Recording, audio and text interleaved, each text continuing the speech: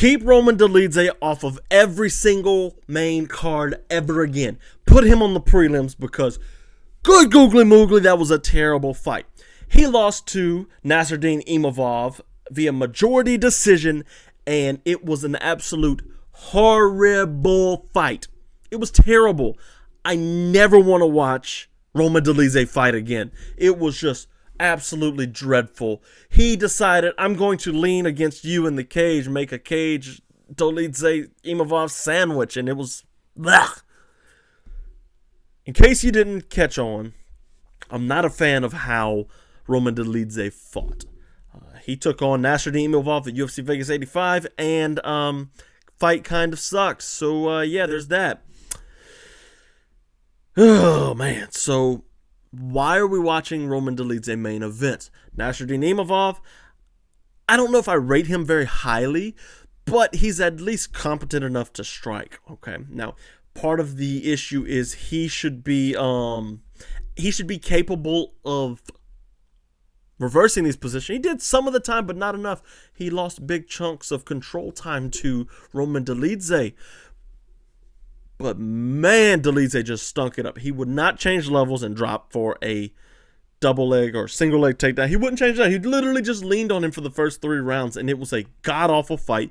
Throw him down, nuke him to the prelims because I don't want to see it ever again. Blech. Terrible. So, what did I like from this fight, though? Well, first of all, Nassourdine Imavov is the only thing that was like-worthy from this fight, with the exception of that one scramble section from round 4 against Roman Dolidze. So, Imavov, what he would do, he had this really laser-sharp right hand. He was coming off with the cross. Obviously, what Roman Dolidze likes to do is he comes over the top, boom, with big ol' looping punches.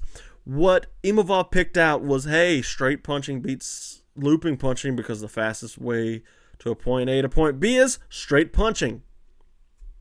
That's all it took to batter Roman Dolidze. This guy is just God. And I think it's because he's Georgian. So I lumped a lot of the Georgians together. You got Merab Dvalishvili. You've got Ilia Topuria, who fights for the title. You got Giga Chikadze. And then you've got Guram Kutadladze. All of these guys, and I said all of those names right. And Roman Dolidze, all of them, all 5. So those guys, the exception of maybe Giga. Giga kind of, he's on the outs and struggling mentally probably with stuff right now. But that's like, remember when you had the Nigerian champs? You had Kamaru Usman, Israel Adesanya, and then Francis Ngannou. And then they made a graphic of their records. Their combined records is this. And then they threw Kennedy and Nzechukwu in there. That's kind of what That's kind of what Roman Dolidze is. But Kennedy and Nzechukwu turned into be a decent fighter. Roman Dolidze is going to have to change a lot to become a decent fighter. He's now lost 2 on the trot. Marvin Vettori was the last one. But like Jack Hermanson, he beat Jack Hermanson with that beautiful scramble. Obviously, Phil Hawes is terrible. Kyle Dawkins, Leo Staropoli, lost to Trevin Giles. John Allen he beat.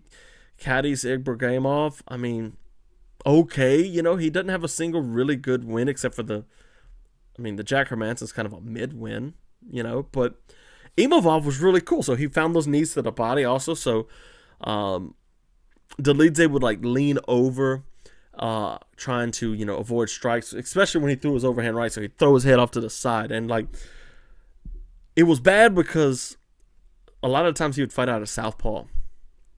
And that right hand would just find its home from Nassourdine Imavov.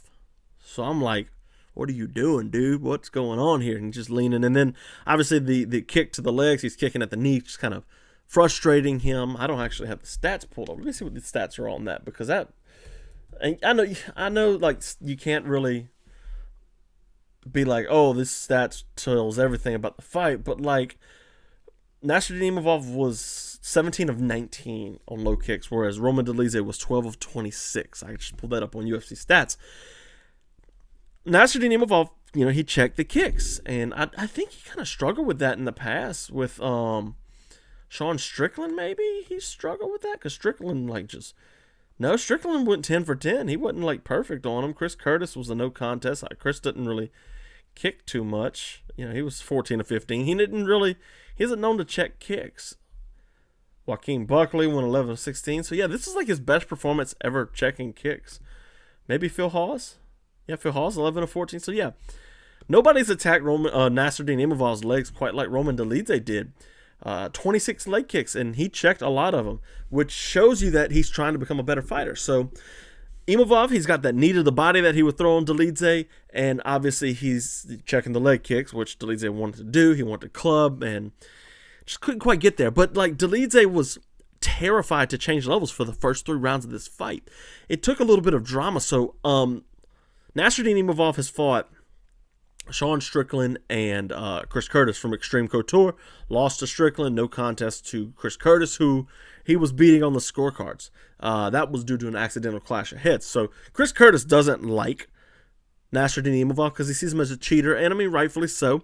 And then Roman Dolidze did this thing to where he bent over, turned his back. So first of all, why are we turning our back to a professional fighter at a high level like this? That just goes to show you that Roman Dolidze doesn't know what he's doing standing up. It was absolutely just pathetic that he would do just that. But he leans over, turns his back, puts his hand on the ground. He did this a couple times, actually. But this time, Nassourdine Imavov kicked him in the head while his hand was down. Yes, it's a foul. You can't kick him in the head. But my real bone to pick here isn't for the fact that Nassourdine Imavov kicked him in the head. It was the fact that we have different rules in different commissions. So Andy Foster, the California Athletic Commissioner, has made a motion to change the rule to where a grounded opponent is something besides your hands or knees on the ground. Obviously, fighters like Aljamain Sterling play the system, and Roman Dolidze tried to do so, and he got kicked in the head anyway. Why do we have different rules for different parts of the sport? In the NFL, a pass interference isn't different in Texas as it is from New England. In the NBA, Los Angeles doesn't have a different type of shooting foul that New Orleans does. A shooting foul is a shooting foul. Pass interference is pass interference. A grounded opponent should be a grounded opponent no matter where we are. And then we got promotions trying to separate themselves as different with different rule sets. They're mixed martial arts. Like one championship has Georgia and Colorado, and those two allow soccer kicks now if it's called for. But like, why are we changing the rules? This is mixed martial arts. Boxing doesn't change the rules. Why is mixed martial arts doing that? And then PFL doesn't allow elbows, which I get for the season, but like, it's kind of lame. Anyways, I'm kind of grateful that Nassourdine Imavov actually kicked him in the head, because that brought out the fight. So obviously, him and Chris Curtis started jabbering, and Herb Dean was like, "I will disqualify you." And, sorry guys. Yeah, that brought up the fight. Obviously, Roman Dolidze decided to actually shoot and change levels, and he did. Got us to a cool scramble. Ankle lock, toe lock he attempted, but obviously he couldn't get it. And at the end of the day, Nassourdine Imavov, with the point, they deducted a point from him, and after that first 10-8 round that he got, he hurt Dolidze in that first round.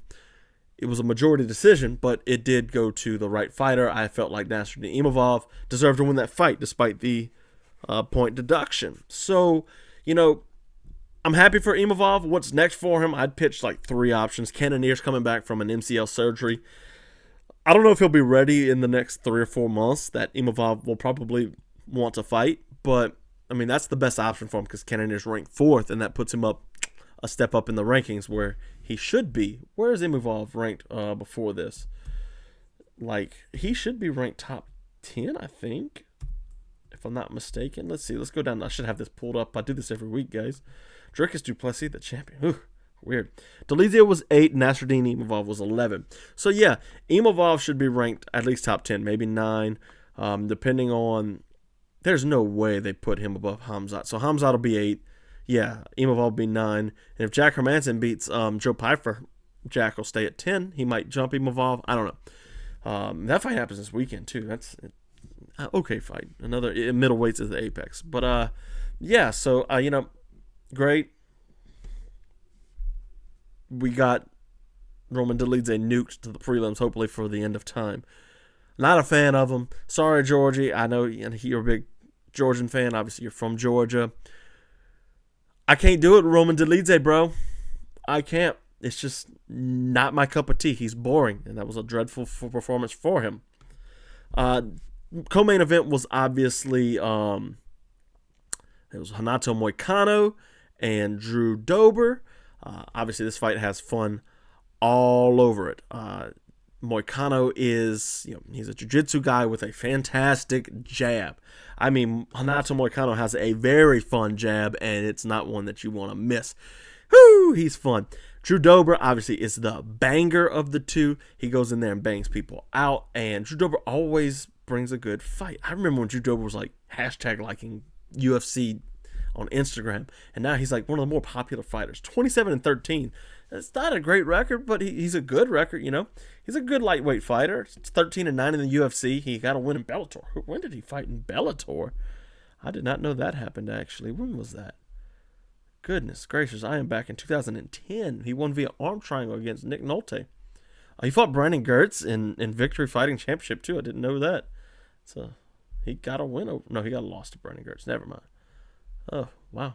Darren Cruikshank in Ultimate Fighter. Didn't get quite picked up. Yeah, okay. So, I'm a fan of Drew Dober, man. I really do enjoy watching him fight. So, yeah, the moral of the story here is when Drew Dober gets too overzealous, he kind of puts himself into these corners. And he always does this, actually.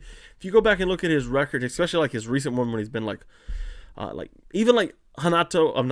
Moicano, I'm sorry, or even like Islam Makhachev. Islam Makhachev kept taking him down because of the giant hooks he was throwing. Brad Riddell did his thing against him. Matt Frevola, same thing, got overextended, and Frevola caught him with a right hook. The story was the same here, in essence, except Moicano wasn't looking for big shots. He was doing more of what Islam Makhachev did, and looking for a clinch situation and to grapple. So first round, he got locked up, and Moicano ends up on top. Moicano stays in half guard most of the time. That's where he likes to operate. I believe he was in like side control, but he has more control in half guard. Like side control, he can shrimp out the side, whereas half guard, he's still got control of that one leg. So I think one of the cool parts of the fight was there was this one moment, I don't remember exactly when, but Moicano kind of had a body lock from the back, and Drew Dober was going to fight the hands. He kind of bent over, stuck his hips out, and Moicano just kicks the leg out from under him, and it's like, yay, it's a cool sweep. I forget what that's called in judo, but yeah. So, Drew Dober did a good job. He took forever to get his feet on the hips of Renato Moicano, and that's what you got to do to get out of these situations. Get him in guard, get your feet on the hips, and then leg press him out of there. Launch him across the cage if you can. Obviously, Moicano is very light on the hips, a very great jiu-jitsu player, and he played the game well in the first round. Second round comes out, and Moicano's doing his thing, but he's of the mindset to where it's like, oh, Drew Dober's not going to take me down. So I can just go for it. I got to get in his grill, and I got to get a body lock because he's dinging me up, and I don't like it. Drew Dober lat dropped him. Got a body lock and just, it was just beautiful, man. I was like, whoa, that came out of nowhere. It was just like early in the night. My wife was watching with me, and she's like, whoa, that was nice. So, yeah, it was really cool to see, like Drew Dober get this lateral drop. I'm like, hey, I like that. That's pretty. And then he tries it again in the third round. And, he caused a lot of damage on the ground in that second round. You can't blame him for going for the lateral drop again. But, he went to the well too many times. He went there twice. It don't make sense. But, anyways, he goes for the lat drop in the third round at the very start. And Moicano susses it out. Kind of doesn't go for it quite as much. He kind of anticipated the lat drop, honestly. And, he gets on top and kind of lays in praise because he was really roughed up after that fight. But, Moicano, looking back since his loss to Aldo, he had a good rise up through 145. Let's see, who did he? Jeremy Stevens, he stepped in and beat. Tukagov, garbage. He got a win over Ishmael Bonfim in Jungle Fight. I got to go find that. That sounds like an interesting fight. Brian Ortega. Beat him via guillotine. 3-round fight, though, in the third round. I don't know who was winning that. Beat Calvin Kattar, Cub Swanson, and then he ran into Jose Aldo, and we know Aldo ran through him. Korean Zombie, Damir Hastovich, he was mad at for losing too fast, and then Fiziev was doing his thing. Got a win over Jai Herbert, which is a really good thing. A win at Fury Pro Grappling over Chase Hooper. Beat Alexander Hernandez. Short notice fight to Dos Anjos. Now he's 2 on the trot with Brad Riddell and Drew Dober now. So what's next for him? I don't know. I mean, he'll probably be ranked, if I had my guess. Drew Dober ranked at all? No, he wasn't. So no, he probably won't be ranked. He might sneak in there past Lerone Murphy at 14 with Alex Akara's down there. But Edson Barboza would be a fun fight for him. Sadiq Youssef is obviously booked to fight somebody. Yeah, I mean, what's next for Moicano? Maybe an eliminator or a ranked fight. That would be pretty fun. But overall, good performance by him. And, Drew Dober, he's a fun fighter. He didn't take as much damage as you would think in this fight from the talks of it. Moicano kind of laid and prayed. But, lots of great half guard work from Moicano. If you want to see, how you control from the half guard, that's the fight. That's a good fight to watch because Moicano was like, I don't want nothing to do with side control here. Let's see, what is next? Randy Brown versus Muslim Salikov. Now, this one kind of hurt my feelings because Muslim Salikov, I've fallen in love with the sport of Sanda. I went to the World Championships and obviously did an episode of Fight Finders there. Shameless plug. You'll be able to find that video in the description. I always put it in. It's the latest episode. But he took on, he's one of the best Sanda fighters of all time, actually, Muslim Salikov is. He took on Randy Brown. Randy Brown, offed him bad. It was rough. That was a rough one. So first thing off the bat you'll notice is Randy Brown's length. And Muslim Salikov, being a striking guy for as long as he is, he's 39. He's no stranger to long fighters. So he's developed how are we going to do this? He kicks the legs, and he kicked the legs a lot. He also planned a lot of spinning stuff, turning his back, and that shows a lot of rope. And that played Randy Brown said that played into the finish. But he was dealing with the length, with that, the spinning stuff, and the low kick. And obviously, when you're a long guy, you tend to lean back. Randy Brown is a long guy. He tends to lean back, but his legs are still there. His body's still there. So they do it in boxing to where if a fighter's leaning back, you hit the body. In MMA, Muay Thai, if you're leaning back, kick the legs. That's the last thing to exit. Muslim Salikov was doing that.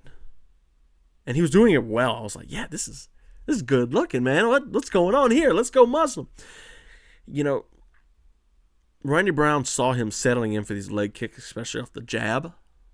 And then he also saw that he was spinning. And obviously he talks to his coaches. Yeah, I see it. And it's this beautiful 1-1-2. And folds Muslim Salikov down. And my feelings were hurt. I'm like, oh. And then I saw the replay. So they showed a replay from above. I can't show it because I have copyright bull crap. But they showed the play from above. And I was like, okay, I'm okay with this because they show Randy Brown through the jab. He pivots around to his left to line up that right hand.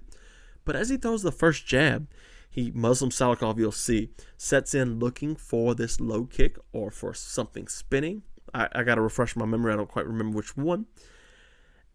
And then he flicks out another 1-2. Puts them out clean. Biggest thing of the story, obviously, was Randy Brown's length. So, I was happy to see that. Then last, we're going to talk about Molly McCann and Diana Belbita. A lot of people talk about how Belbita was terrible. I thought her striking was okay, She's tough, but, she a lot of straight punches and was kind of giving Molly McCann a little bit of trouble. Meatball Molly, everybody loves her, but she's gone on some tough runs, especially at 125 where she's too small. This was her 115 debut. Wow, she's 7-5. She has that many fights in the UFC. She's 7-5 in the UFC. When did she debut? In 2018? Obviously, that loss to Jillian Robertson. Went on, won 3. Beat Diana Belbita once already. So this is a rematch. Oh. Weird. Why would they rebook that fight? She got to win over the women worst of all time, Priscilla Cachoeira, Luana Carolina, Hannah Goldie. Then she ran into Erin Blanchfield and Julia Storyalenko, who actually hurt herself this fight. I think it was ankle roll or ankle break, one of the two. But yeah. Anyways, guys, this is going to be it for me today. Got some new stuff coming up. Going this weekend to BYB Extreme in Biloxi to film episode 3 of Fight Finders. That's going to be Ike Villanueva and his quest for gold, bare knuckle heavyweight gold, fighting for the title. I went to his training camp last weekend or weekend before last, and yeah, it was a fun time. All right, guys, you know where to find me. All my stuff's at the bottom right here. There's Twitter. There's my Yeah, that's it for me. Later.